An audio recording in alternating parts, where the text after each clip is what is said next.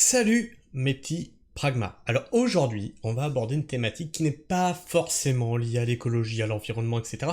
Mais quelque chose qui est sociétal, hein, quelque chose qui est en train de devenir vraiment prégnant dans notre société, c'est l'intelligence artificielle. Et si grâce à l'intelligence artificielle, on pouvait recréer des fantômes?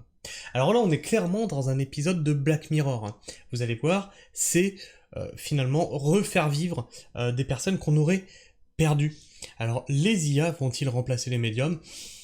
On ne sait pas encore, mais la dérive est inquiétante.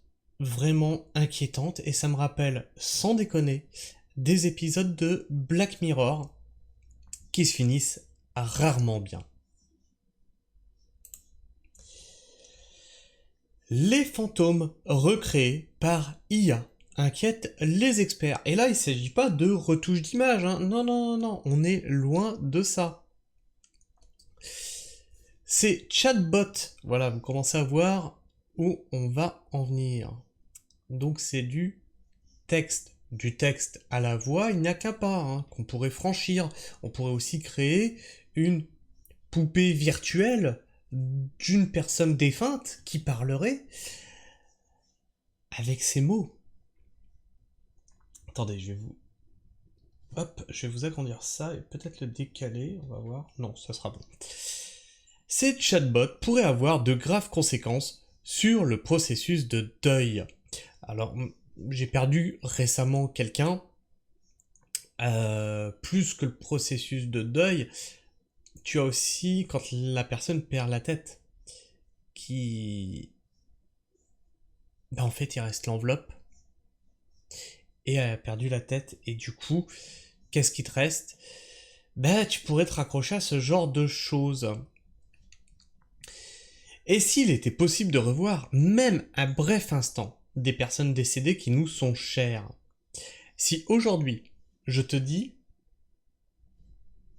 il y a quelqu'un que t'as perdu auquel tu tiens, pour de vrai, tu vois, il y a plein de personnes qui vont voir des médiums pour avoir l'espérance d'un contact avec une personne qui est décédée. Imagine le délire avec les IA, là. Moi, demain, je perds ma femme, mais clairement, je peux tomber là-dedans. Clairement, je peux me réfugier là-dedans. Ah non, mais là, non, ça sera juste trop dur, en fait. Et donc, on me proposerait ça, revoir un bref instant ma femme perdue. Ah, mais clairement, je saute dedans. Ah, mais clairement, et puis à pieds joints. Et s'il était possible de revoir même un bref instant des personnes décédées qui nous sont chères? Toute personne qui a dû faire face à un deuil s'est déjà posé la question. Avec l'intelligence artificielle, c'est une chose qui est désormais possible. Avoir des conversations avec elles, savoir comment elles se sentent, les voir presque en vrai, grâce à des hologrammes ou des avatars. Vous voyez, je vous avais dit, là, d'ici à en faire une poupée. Attention, parce qu'on arrive aussi sur de la robotique, qui est très avancée maintenant. On peut aller loin, hein. En vrai, grâce à des hologrammes ou des avatars. Mais quelles sont les conséquences sur notre santé, surtout la santé du cigare? C'est ce qu'a cherché à savoir The Conversation dans un article. Le développement fulgurant de l'IA. Ah oui, alors, parce que l'IA, c'est un domaine qui évolue à une vitesse folle. Mais c'est juste de la dinguerie. C'est pour ça que c'est quelque chose qui m'intéresse. J'irai pas jusqu'à me passionne, mais on est à une époque charnière de notre société. Est-ce qu'on va pas se faire remplacer par les IA? On va se faire grand remplacer par des trucs digital. C'est pas mal, hein, c'est rigolote la blague. C'était en 2020. Pour son 40e anniversaire, la star de la télé-réalité Kim Kardashian recevait un cadeau pour le moins insolite, un hologramme de son père décédé. Sa réaction, un mélange de stupéfaction et de joie.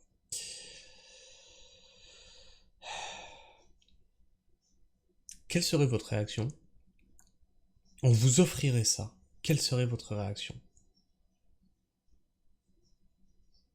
Une fois que le deuil est fait, je veux dire, quand le deuil n'est pas fait, à la rigueur, Mais une fois que le deuil est fait, quelqu'un vient t'offrir ça. Mais c'est horrible. Ça réveille tout. Toutes les blessures qui étaient fermées, tout est réouvert. Ces dernières années, le développement de l'IA a mené à la création de chatbots comme ChatGPT, pouvant avoir des conversations crédibles avec des humains. Alors crédibles, peut-être, cela dit, ce n'est pas vraiment une intelligence artificielle, hein. C'est un algorithme qui est fait pour vous répondre ce que vous attendez en fait, ce qu'on attend de lui. C'est pas quelque chose qui réfléchit réellement. En couplant cela avec le deepfake, la modification de vidéo, il est possible de recréer une représentation virtuelle interactive d'une personne. C'est comme ça qu'on a les photos de notre président Pardon. Allez voir dans mon onglet communauté, vous allez rire. Et si chacun pouvait revoir virtuellement ses proches décédés, cela aiderait-il dans le processus de deuil? Alors, très franchement, j'en doute. Je pense que ça empêcherait le processus de deuil. Rien n'est moins sûr selon l'auteur de l'article, Nigel Mulligan, professeur en psychothérapie à l'école de soins infirmiers, psychothérapie et santé communautaire de l'université de Dublin. Je suis plus inquiet des effets potentiels de cette technologie sur la santé mentale de ceux qui l'utilisent, en particulier ceux qui sont en deuil.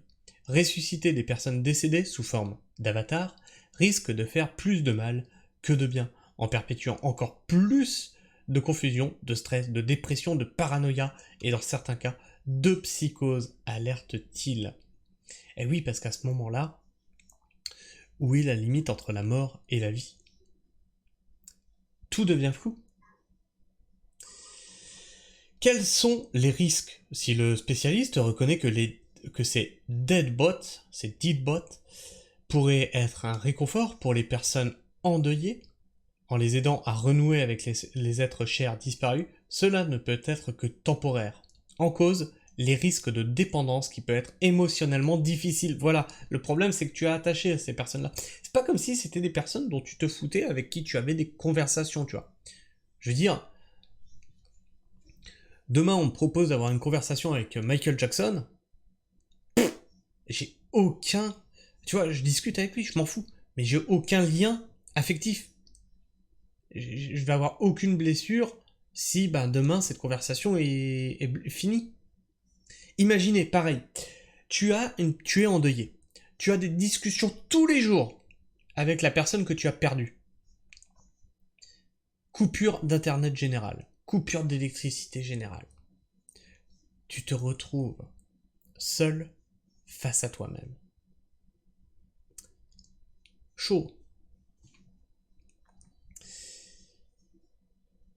Les deadbots interféreraient donc dangereusement avec le processus de deuil et pourraient mener à des hallucinations à terme.